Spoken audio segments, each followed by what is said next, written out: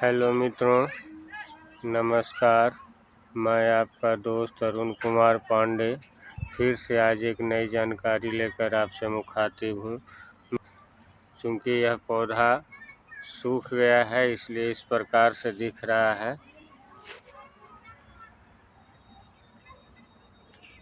हरा बरसाती वनस्पति है जो बरसातों में उगती है और शरद ऋतु के अंत तक सूखकर ख़त्म हो जाती है। जी हाँ मित्रों, इसकी सबसे बड़ी खास पहचान इसके ये फल होते हैं जो आप देख रहे हैं, जो अगर कपड़ों पर या किसी चीज़ पर ऐसे चिपका दिए जाएं तो चिपक जाते हैं।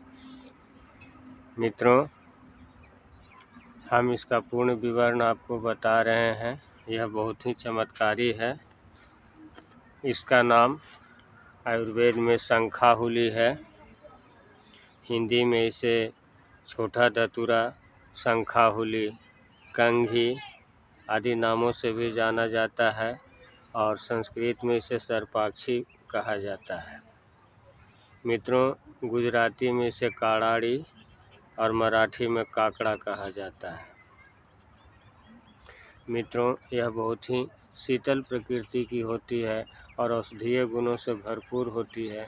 आइए चलते हैं, अब आगे जानते हैं इसके औषधीय गुणों के बारे में। मित्रों, हम बड़े ही परिश्रम से आपके लिए यह जानकारी जुटाते हैं। अगर आपको हमारी यह जानकारी अच्छी लगे तो हमारे वीडियोज़ को लाइक करें और दूसरों को भी शेयर करें ताकि अन्य लोग भी इन जानकारियों से लाभ उठा सकें। अगर आप हमारे चैनल पर नए हैं अथवा ऐसे वीडियोज़ हमेशा देखते रहना चाहते हैं तो हमारे चैनल थ्योरी ऑफ नेचर को सब्सक्राइब कर लें और बेल आइकन को दबा दें ताकि ऐसे वीडियो लगातार आप तक पहुंचते रहें। मित्रों, चलिए अब जानते हैं इसके औषधीय गुणों के बारे में। इसके बीज जो इन फलों के अंदर होते हैं वह ज्वर नाशक, मूत्रवर्धक, कृमि नाशक, पित्तनाशक होते हैं। यह मूत्र रोग को मिटाता है तथा पेशाब के रुकावट और जलन आदि में बहुत ही लाभकारी है। मित्रों, यह बहुत ही मूल्यवान वनस्पति है। कुछ जगहों पर कुछ लोग इसे आधा शीशी का पेड़ भी कहते हैं। वो इसलिए कि आधा शीशी का दर्द, जिसे ग्रामीण भाषा में अधकपारी कहा जाता है, वो जल्द ठीक नहीं होता।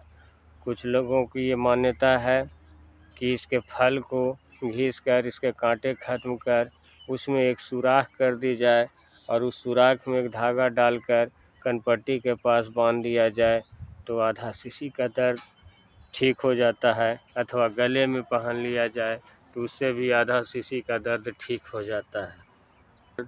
ऐसा आधा शीशी के दर्द को यह कुछ ही समय में ठीक कर देता है। यही नहीं मित्रों, इसमें विषनाशक गुण भी पाए जाते हैं।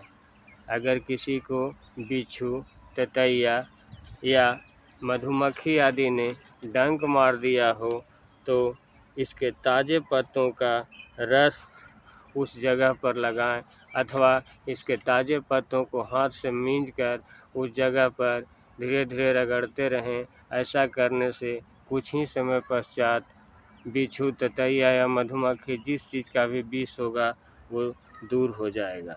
कि इसके पत्तों में एंटी फंगल और एंटी बैक्टीरियल गुण पाए जाते हैं।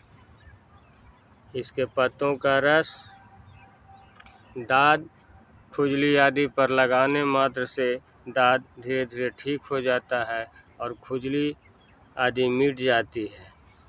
इसके पत्तों और फल को पेस्ट बनाएं और उस पेस्ट को बनाकर चेहरे पर तक लगाएं। ऐसा करने से चेहरे का छाही, दाग, कील, मुहासे सभी नष्ट होते हैं और चेहरे में सुंदरता और रौनक की वृद्धि होती है। मित्रों, यही नहीं, यह औषधि बवासीर में भी काफ़ी लाभकारी है। बवासीर रोगियों को 100 ग्राम दही के साथ इसके 10 ml पत्तों का रस लगातार 1 सप्ताह सेवन करने से बवासीर में शीघ्र ही लाभ होता है और बवासीर धीरे धीरे ठीक होने लगता है।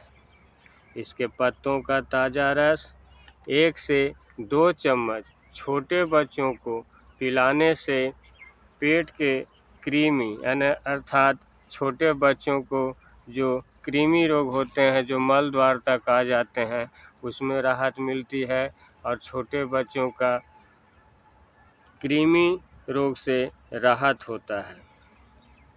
मित्रों, यही नहीं, यह शरीर को बलवान करने वाली और दुर्बलता को दूर करने वाली औषधि भी है।